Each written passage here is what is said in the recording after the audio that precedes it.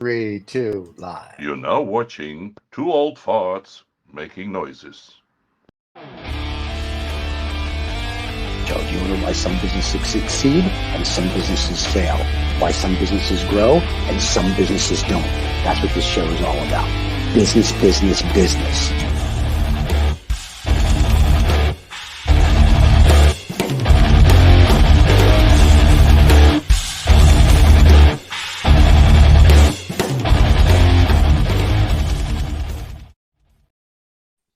All right. Welcome back to the show. Yeah, we're here. David just doesn't know how to work the little board apparently this morning because he can't get our things. There we go. Wow. Yeah. You know what happened? David had his birthday yesterday. He turned 1,000,000 years old, and I'm 1,000,006. Wow.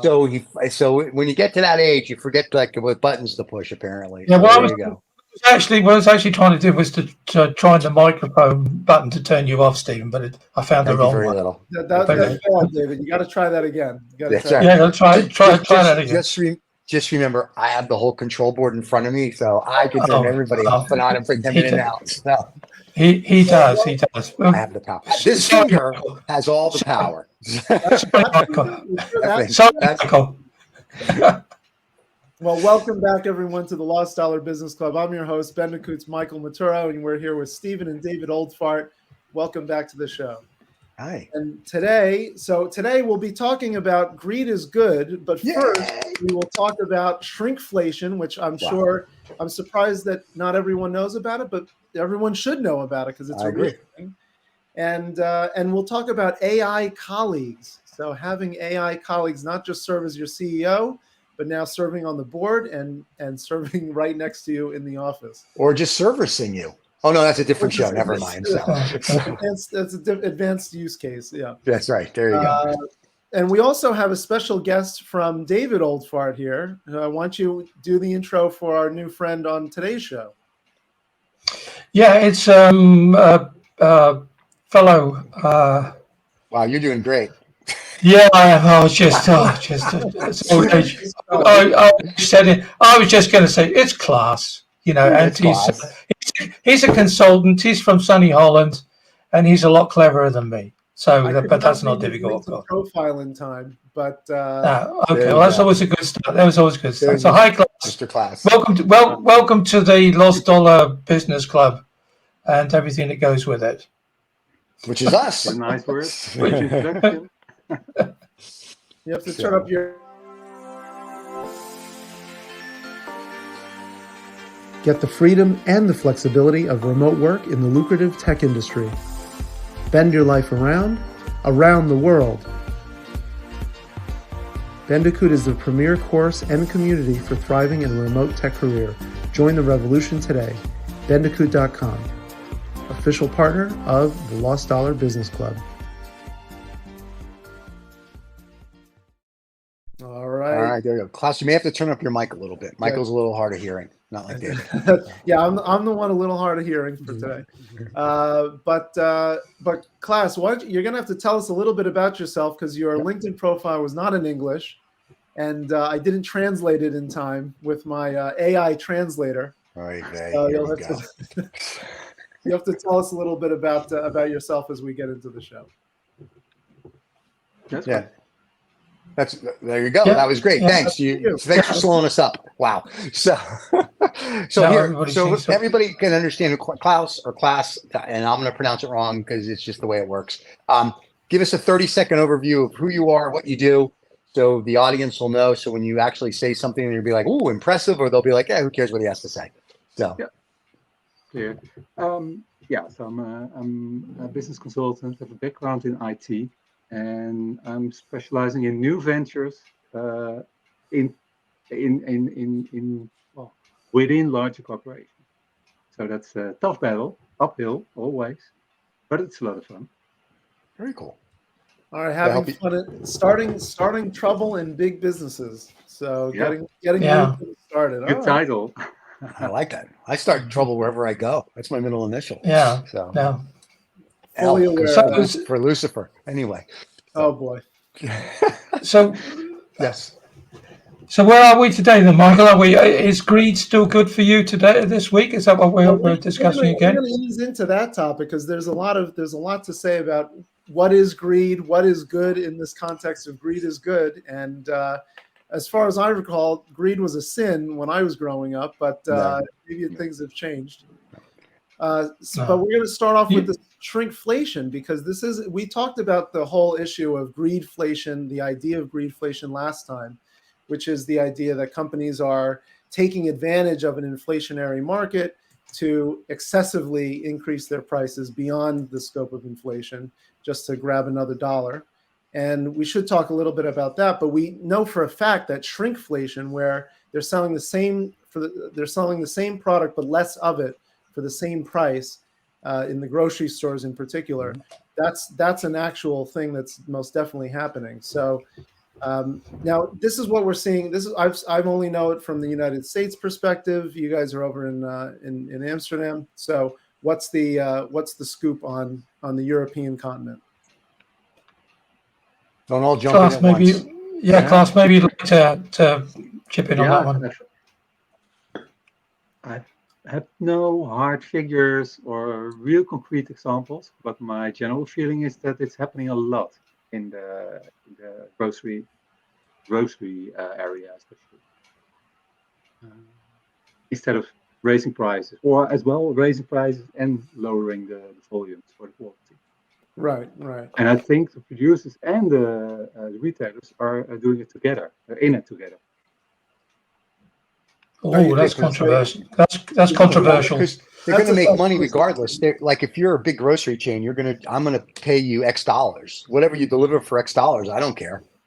Because at the end of the day, the consumer is stupid. They're not going to say anything. Shrinkflation started about 8 months ago, and even Bill Maher brought it up on HBO, was saying, you go get like Tony the Tigers, and you used to pay say $4 for a mega box. Right. Now you pay $4 for something the size of like a nothing, and it's like what happened? You would have thought that people may have noticed me crying in the supermarket when I'm thinking to myself, where have all my cookies gone? Because there should be 10, and all of a sudden there's 8. The box looks exactly the same. And tomorrow there's 6. And it's slightly more expensive as well, which is what Klaas was alluding to. So it's very naughty all round. So No, but it's just the consumers are stupid. They don't think, and if they do see it, they're not quite sure. And most of the people, in my opinion, they're just gluttons. Right? If you're going to get cookies or cereal, you're just buying it. You're not really looking at there's 6 or 7 or 12 or whatever. I will tell you something funny though. In the Asian market, the supermarkets that we go to, because I like Asians. I buy cookies every now and then, and there's actually more cookies for the same price, which blew me away the other day. I was like, I'm going to get these little wafers that I like to have every now and then. And I was looking at it, and I was like, wait a second, it's still like $2.99, and there's more. And I was shocked. And the lady goes, oh yeah, that's the new packaging and branding. So the Chinese company that's making the cookies, they have a clue. They're going to give you more. So it's the American companies that their greed is good. It's like, we'll just give you less for the same money, which I think is hysterical. But I think you make a mistake by thinking that people don't notice. I think people notice, but what are they going to do about it? What is the average person going to do about shrinkflation? After the fire, we talk about it. No, I think, you can say something to the store. You could listen, people in America, they boycott and do stupid things all the time. Then you should do your petitions, do your boycotts, do whatever you need to do to make it that people know what's going on. Well, the consumers need to put pressure. So what you're saying is the consumers need to put pressure on these companies, and the consumers need to make their needs known. Right, but the problem is they don't for this, but they'll do it if like David Letterman, when he insulted somebody, they all boycotted Letterman and Olive Garden because they were a sponsor. But for something that really affects them on their table and their dollars, they don't do that. But for something stupid, if I'm a comedian and I say something stupid, they'll boycott the comedian. Or if they don't like if they would just use their brain and say, hey, maybe we should say to the supermarket or to Kellogg, sorry, Kellogg, I'm picking on you because you're the first guys I can think of, or whoever it is. Yeah, right. So, by the way, love you. Need a sponsor. Anyway, but Kellogg was shrinking Tony the Tiger or whatever it is. maybe the consumer should be writing to Kellogg or the supermarket chain instead of worrying about a comedian made a bad joke. You know what I mean? And I think that's the issue. What we're seeing here is that when you go into the supermarket, this one in particular we were in last week, it actually had a notice on the shelves saying we're actually in conflict with the supplier through to a dispute about pricing, etc., etc. And that's a large supermarket here in Holland. I know Tesco had exactly the same thing. They had it with Mars, they had it with Heinz in the UK. Well, they said, right, well, we won't supply it then. Yeah. But see, in America, we don't do that because greed is good. And basically, we're pussies. There's no product. But it is still the greed game, I think, because that's what I meant. So I think the supermarket is putting pressure on the producer to either choose, take a cut in the margin, or do something creative like shrinkflation, and then communicating that there's a conflict. That's not, that's also a smart tactic, I would say. Just put some more pressure on it. Well, to communicate to the consumer, you mean? Yeah. Yeah. Because we just in there. We were actually looking for cat food, because it's cheap and we can't afford to buy real food. But Mars, of course, is tied up with the cats, this particular cat food brand, totally empty. And you go to another supermarket, Eaton Dito. Right. So because they've just said, well, look, these are the prices, guys. You're going to pay for it. Right. And the supermarket said, well, we're not prepared to take the hit. They said, well, fine, but we won't send it to you.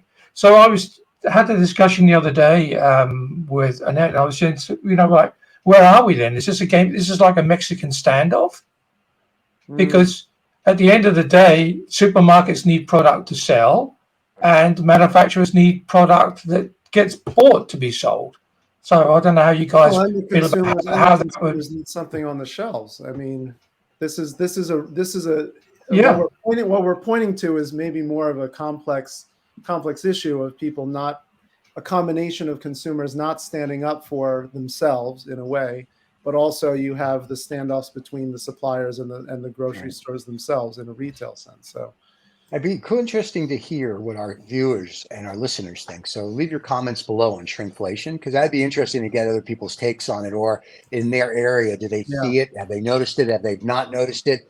I know with the dog food, the price went up, the poundage stayed the same. But the price, and I'm like, but why is your price going up? Like, it really is a greed thing. It's and the problem with it is every company back in the day, before all the internet crap, right? If you were a CEO or a CFO of a company, you had a good 2 or 3 years before they got rid of you. Today, with Twitter and Twatter and this one and that one and all the 24-hour news crap, if you make a mistake at noon, you're out by 1. So really, if I'm on the board of a public company, greed is good because I not only have to worry about can I keep my seat, I have to worry about can the CEO, the CFO, the COO, can they keep their seats? And I have to worry about my stakeholders and my shareholders. I have to worry about the business news and yada, yada, yada. I have to worry about all of this instead of can I produce the best product for my consumer? So the greed is good has changed the way I think companies look at how they go from A to Z. But isn't it still a bizarre situation to be in that you're talking to your board and they say, well, why are the sales figures going down? So, well, because we asked them to pay more and they won't.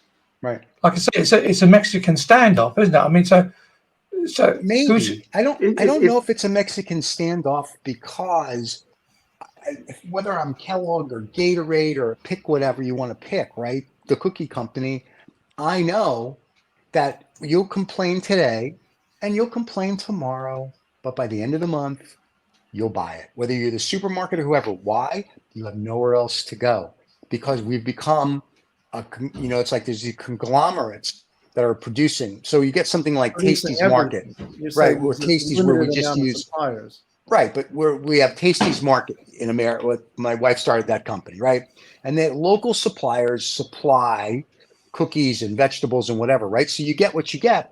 But they keep a consistent price.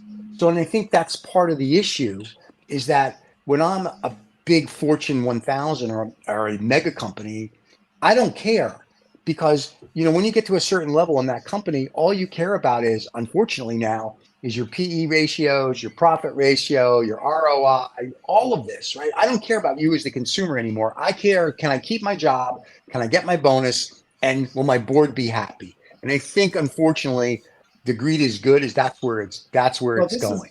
So this is where I was going to get to that as well, is the idea that have we gone too far with this concept where the point of this system was supposed to, the point of it is to satisfy the consumer at the best price with the best quality product and compete at that level. You're saying that executives today at all levels, especially in the C-suite, are not competing on that. They're just competing on basic Wall Street metrics so that they can keep their jobs and get their bonuses. Yeah. And that's a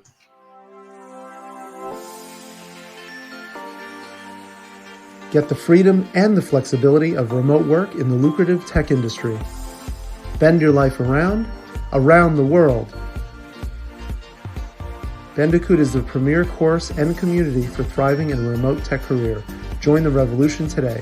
Bendicoot.com, official partner of the Lost Dollar Business Club. All right.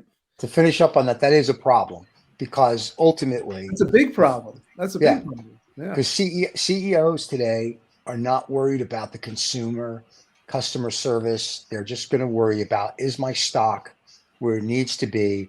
Do the analysts love me? And do I have a way forward? It's a very short-term view, because really what you're really doing is you're gutting the long-term view, which is where actually creating good products at a competitive price for your consumers. We've talked about customer service before and the failures there that are happening all over the place, how books need to be written about common sense, what was once common sense. Oh, we're going to get into that one. Common sense. But now, so you want to talk about greed is good. I think let's talk about first defining what that even means for people, or at least for you guys. I mean, when you talk about greed is good, as the movie went, Gordon Gekko ended up in prison because greed was good. Right. So what do you define as greed as it expresses itself in the business world? Class. Maybe you got something to let's start with jump the consultant. Yeah. So Too many consultants. Too many consultants here. Now, so my first association is always like the Gordon Gekko type. It's really about without limits, needing something and going after it, no matter what the cost. And then maybe kind of as an addiction, even really needing it and beyond control. I don't think that that's a good one and a healthy one for you as a person. But when there's a little bit softer version that I can appreciate, and that it's within the boundaries of a healthy, being healthy as a person, really going hard after a certain market result and certain income, but on basis of maximizing value creation. So you try to create as much value as you want, and then capture a lot from that. That's kind of a subtle subversion of it. So it's almost like greed is good because ambition is good doesn't sound as good.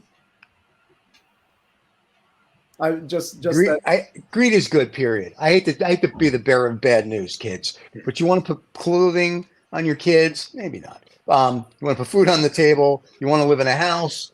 Greed is good, because whether you believe it or not, you work, maybe not to be greed, but you want things. That's a greed. Okay. What do you need? You need the basic definition of the wanting things is everybody wants a house and a car and whatever. So greed. It's all greed at the end of the day. I mean, like, if it's not like everything's just given to us, right? You have to go get it. So even going for food, there's like, if we could say gluttony, right? It's like, I need. So at the end of the day, it's the same thing. If I want to go to a nice restaurant, it may not because I'm greedy or I have gluttony, but to do that, I have to have some sort of greed, I guess, to go do what I do, to bring in money, to do whatever. Some people just are very happy just making it. So they have no greed, no whatever, right? They're just, I have the basics, I'm very happy. Then they have the other people, for them, greed is good because they want everything. You know what I mean? It's like they can't Yeah. have enough. So, and I think that's just because going back to the TikTok and the YouTubes and all the other stuff where you see all these influencers who basically the jet never leaves the ground. They're all lying. Taking pictures. They're mostly lying. Right. They're like the jet never leaves the ground, clicky, clicky, clicky, or the 10 of them rent a jet for an hour for $2,000 and they fly around Miami and they take a bunch of pictures and everyone's like, I want that, but it's make believe. You know, it's and I think that's where the greed is coming from. It's like, I want that. What do you want make believe? And I think that's part of it. I think what Klaus was alluding to is the difference between, learning. If you would say that your desire to make money is a bit like learning how to dance. You know, you can dance and then you try as much as you possibly can not to tread on your partner's toes, to give them pain or whatever. And then you have another group of people who just think, oh, well, I don't give a monkeys. And they're just out there stomping on everything and everybody's feet on the way through, Corporate America. And I think that so I think that's what he was alluding to. And, and the one side of that is, can you sleep at night if you're Gordon Gekko? Yeah, I don't know. Yes, you can. Bernie Madoff slept really well for 20 plus years. Yeah, right. He did. Yeah, and he felt so good about himself. He topped himself at the end. So that's. No, he didn't. Bernie died of old age in prison. No, it was his son. Did he? His son. One of the sons committed suicide, and the other son passed away from cancer. There was another gentleman, and I can't remember his name, was also arrested at the time of Bernie Madoff, who ran up the same sort of Ponzi scheme, but it was only $7 billion instead of 50 billion. Right. I can't remember. It was Sterling something or other. And apparently these guys sleep fine. So the greedy good thing is just our society. Yeah. There's a trope in society that greed is good and people are following it, but I think there's a nuance to it, is that I don't personally label greed as good. I would say things like value creation is good and ambition is good and satisfying your customers is good. And or is it just semantics? The desire to be better is good, but those don't have as catchy a title.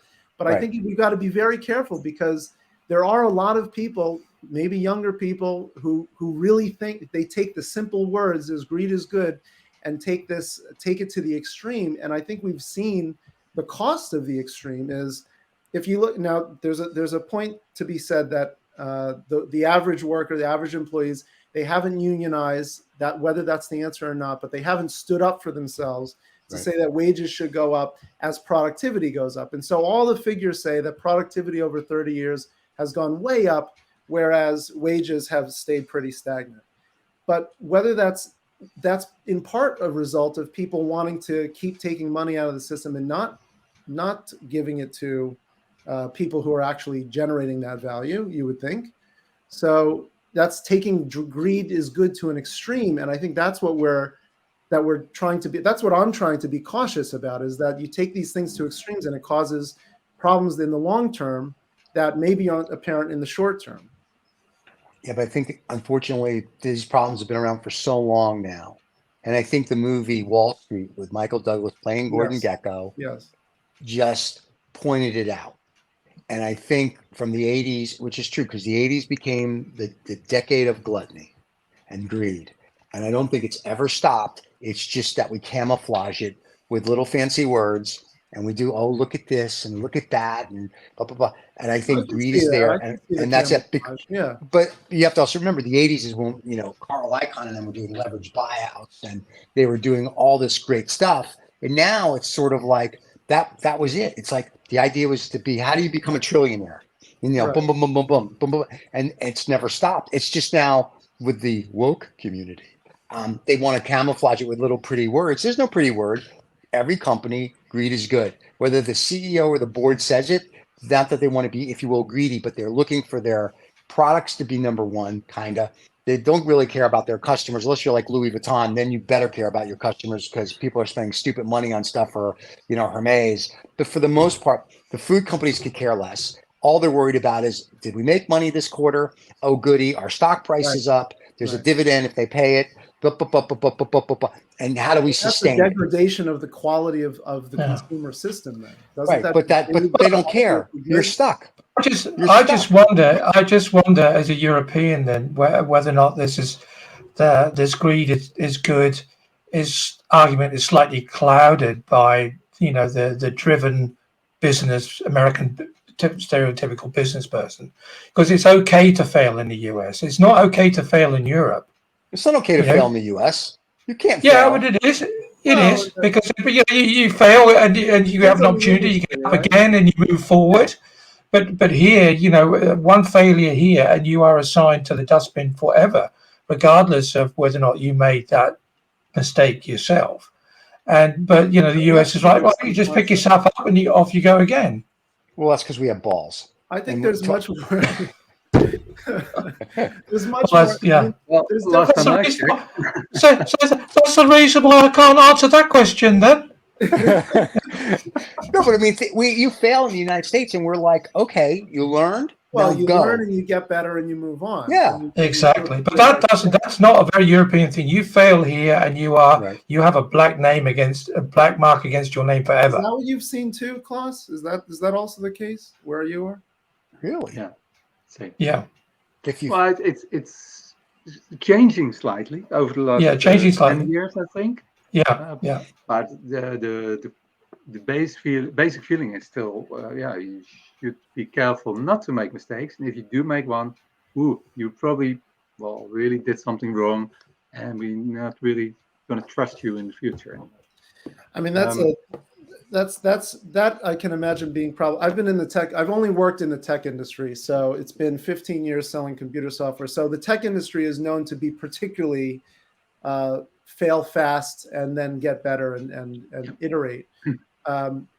But I can imagine how it's not a good situation when you don't accept failure and you don't learn from it, Right. and No. you don't have you have too much fear. I see this in I've seen this at some companies I've worked for, or at least people I've worked with, where they have an aversion to taking action because of the fear of failure.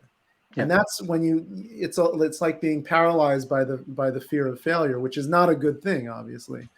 That should not be the case. But if you think it's changing, is it changing because of America's influence on the global economy? Is it because the tech industry is pushing things in that direction? Is it because the culture is? Why would the culture be shifting in that way? Well, it is about influence from the US. And the lean startup movement, or kind of adopting lean startup tactics, that has helped. But still, that's a small minority, of course. Mm. And there's a lot of nice talk about that and being bold and all. But then it comes with shallow thinking. So that's not a real good combination either. And still, it's not really daring, most of it. Even not in the tech, regular IT sector where I'm also in. It's careful. Well, the financial. So Stephen had sent a really good article on leadership and teams in modern society, in modern teams in these times. And one of the things that the number one leadership goal for 2023 was teach your employees until they submission. Oh no. Different article. Sorry, go ahead. Well, that's the undertone, right? Right. No, but they talk about trusting your team, but trusting your team to get the job done, because ultimately it's get the job done. You're on a mission, and then it goes down to item number 4: use storytelling to define your why to your team members, because everybody needs to know why they're doing what they're doing, to drive forward, to drive hard toward that mission. Is that something that you're seeing in your company's class, or David? Is that something we're seeing across the pond? It's the kind of story I try to bring, the kind of working culture, but it's hard. If you look at the corporate world here, that's the exception. To really do it, there's a lot of talk in that line, but not actually action. Yeah, lots of talk in Holland, lots of meetings. Let's have a meeting. And think about all the agile working methods. Lots of meetings. And then we have a meeting about a meeting. Yeah. And honestly, a true story. I once went to this really important meeting, and these 3 or 4 guys were standing around, and they were knocking. So that's a really nice table, isn't it? You know, I like the table. And I thought to myself, is this good? Is this how the rest of this meeting is going to pan out? And yes, it was. It was a very nice table. It was a very nice table. And so, yeah, meetings for meeting's sake, it was saying.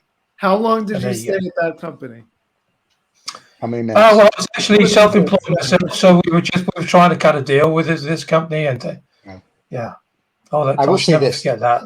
It is pathetic that Financial Times had to write an article on how to be a good leader, because everything they wrote, the reason I sent it to you guys, and I was laughing when I was reading it, I go, this is the same crap I've been preaching for the last 40 years. But what happened that leaders, with the proliferation of business schools, with the proliferation of education, supposed education, what has happened that this is no longer common sense, that this has to be written about and drilled into the heads of our budding leaders? Two things. One,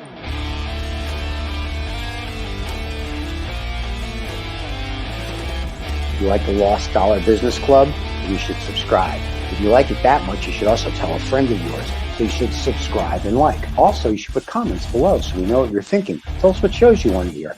Just help us make it better.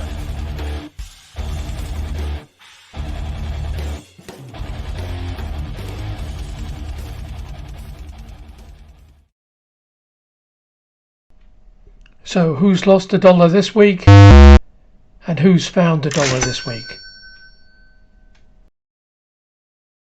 We got to finish that thought. We can't go into lost and found on that. No. So basically, there's two things. One, people don't read anymore. When I was growing up, I would read everything. Like I read Search of Excellence. I read every book by Jack Welch. I read management books that were written in like the 1800s. I read everything. They all said the same, but I like to read it just to get a different perspective. So people don't read anymore because they're too busy on this, right? They're like, screw that crap. They don't read. They don't think. They're little robots. Business schools, that's mental masturbation.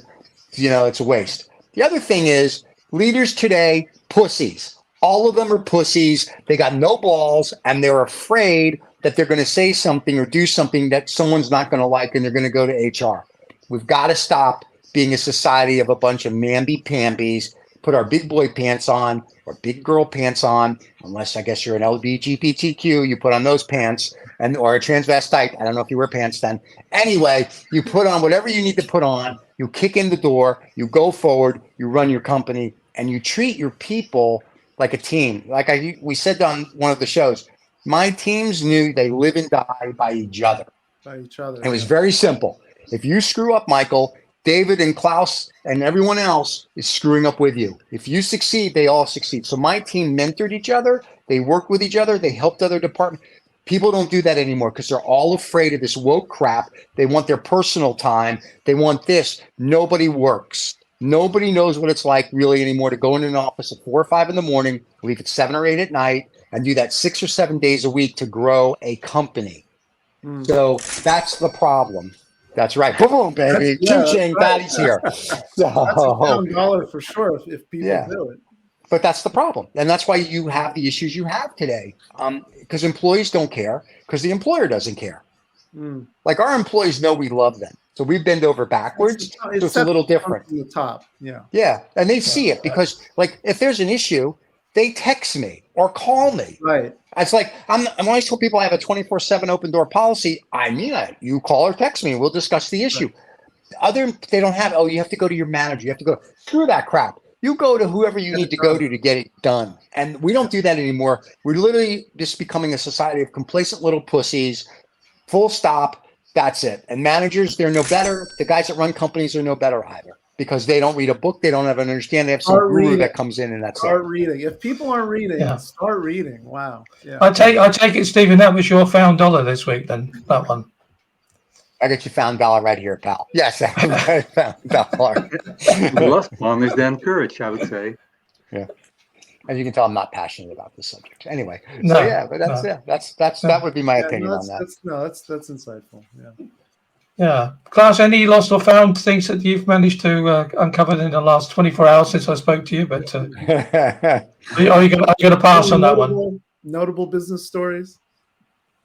No, more in general, like I was just adding, there's courage is lost in all areas, in lots of companies. Courage is lost. Courage. Yep. That'd be lost. So that's lost. Yeah, that's a lost. Yeah, that's a lost. definite loss. Michael, you're good stuff. Yeah. Michael. Oh yeah. So I'll go up next. This is a found dollar, and this is a found dollar for Adobe, because Adobe has taken all of this generative AI, all of these technologies to create images from text or to modify images that are already in existence on their new platform called Firefly. And I just signed up for it. I've only seen the demos for it. I just signed up for it. It's been around for a little while now, but it is making it much easier for creative professionals to get access to generative AI. So that's going to be a big win for Adobe. Cool. David just likes hitting buttons that make noise. He can care less what we're saying. Yeah. It's just all the fun of the fair. All the fun. David, of the fair. we're going to a fair. I love fairs. Yeah. always a fun of having an affair, one or the other. There you go. Yeah. Well, I'm going to let you guys decide whether or not this is a lost or a found dollar. I found myself, back towards food-related questions this week. It would appear that the UK and the EU have finally opened their doors to a Malaysian insect producer, and have now actually given them permission to import insect meal and oil into the UK and to the EU. So, how do we feel about eating insects? Big loss. Wow. No. I got to tell you, I went to a thing where I had grasshopper pancakes and I like them. So I don't think it. Pancakes. All right. Yeah. All right. I think it's just you got to open up your mind. Open enough to insect protein. Listen. I'll try anything. I've traveled the world, and sometimes when we were with clients, they'd be like, "Try this," and I'm like, "Don't tell me what it is till after dinner, because if you tell me now, I'm gonna be like, eh." And I would try stuff, and they tell me after. I'm like, "Really? I ate what?" And I was like, "Okay." And if you don't know, like I didn't know. The guy said, "This is a." I go, "Don't tell me." Don't tell me. What is it? And it was at an event, and I had insect pancake. It was delicious, and potato chips too. They were really good. I was very surprised. So I think that's to me that's a found dollar. Okay. All right. Okay. All right. That's a found dollar for Stephen. But the interesting thing is that the only people who've signed up to get all this stuff in from Malaysia is the EU, Canada. So wake up the US, it would seem. Canadians. Switzerland, UK, and South Korea. But which sure. they probably moved on from eating dogs to eating insects. But allegedly.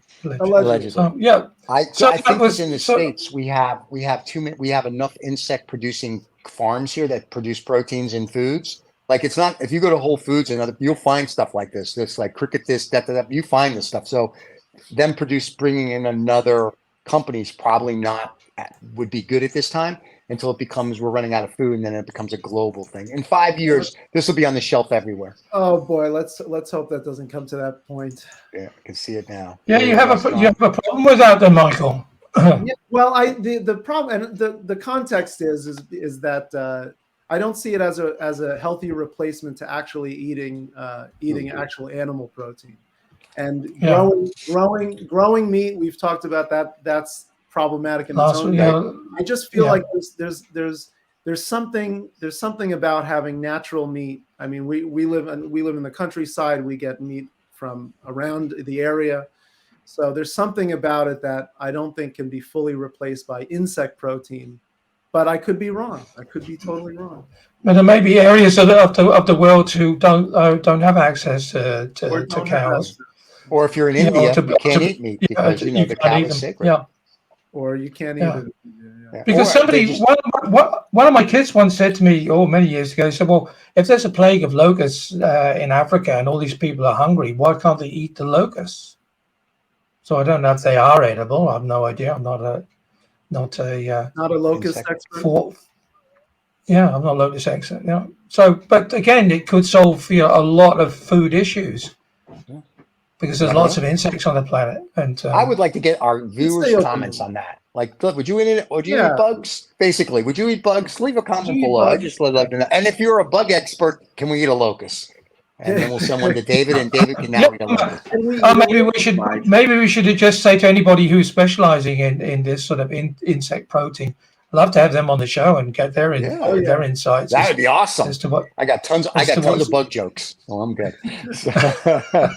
Well, they've probably heard them all anyway, Stephen. So not the ones I have. Well, this has been very good. So we've covered our shrinkflation, our AI. Well, we'll have to come back to the AI because there's a lot on AI for next week. Yeah. There's always a lot on AI. I think the AI is going to be with us every show for the next year and a half, I think. AI colleagues. But, the AI colleague is next week's show. Yes. David won't be here. We should interview an AI on the show. That'll be the next step. David won't be here next week, though. It'll just be you and I, Michael, and whatever guest you want to bring. Okay. Yeah. David's on holiday. Klaus is going to be on the show next week, but he can come on and talk about AI. There you go. David's going on holiday. He's going to go to Europe. And then the week after, we're all off. The week of the 23rd. That whole week, we're all off. I'm getting a penis reduction. David's still on holiday. And we're back May 1st with all new shows and all new guests and our old shows like Lost Dollar and everybody else. Yeah. So we're here next week. And then the following week, everybody's off. And then we'll all be back. So all right. That sounds great. It'll be very cool. This way you guys can go enjoy a nice week off. Take a reprieve from business. Business never sleeps. Business never sleeps. Yep. Don't forget to subscribe and like. Tell your friends about the show. If you didn't like the show, keep your mouth shut. Also, leave your comments below. And if you'd like to be a guest on the show, let us know. Let us know.